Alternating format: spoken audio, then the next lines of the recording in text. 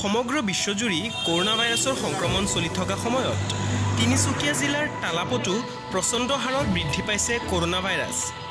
তালাপ ৰেলপাৰা ককৰাতলিত একেই পৰিয়ালৰ তিনিজনকৈ ভাই ককাই ক্ৰমে ডিম্পল সাহা, জহৰলাল সাহা, উত্তম সাহাৰ দেহত ধৰা পৰিছে কৰোনা ৰোগৰ উপস্থিতি। একে পৰিয়ালৰ তিনিজন ভাতৃৰ দেহত কৰোনা উপস্থিতি ধৰা পৰাৰ পাছত কণ্টেইনমেণ্ট জ'ন কৰি দিয়া হয় ৰেলপাৰা শীতলা মন্দিৰৰ ওচৰত এটা অংশ। লগতে তালাপ বালি বজাৰত শৰ্মা কমপ্লেক্সত থকা শৰ্মা ষ্ট'ৰৰ কৰ্মচাৰীৰ দেহত ধৰা পৰে কৰোনা ভাইৰাছৰ উপস্থিতি। তাৰে পিছত শৰ্মা ষ্ট'ৰক কণ্টেইনমেণ্ট জ'ন ৰূপে ঘোষিত কৰা হয়। তালাপ অঞ্চলত এতিয়া গণসংক্ৰমণ ৰিক্ষে চলি থকা যেন পৰিলক্ষিত হৈছে। তথাপিও নাই মানুহৰ মাজত কোনো ধৰণৰ সজাগতা।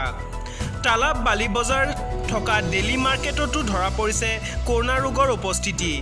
খবৰ অনুসৰি ডেইলি মাৰ্কেটক কণ্টেইনমেণ্ট জ'ন কৰাৰ দিশে আগবাঢ়িছে স্বাস্থ্য বিভাগ। তালাপৰ পৰা সুদীপ দাসৰ ৰিপৰ্ট, নৱপ্ৰহৰ লাইভ।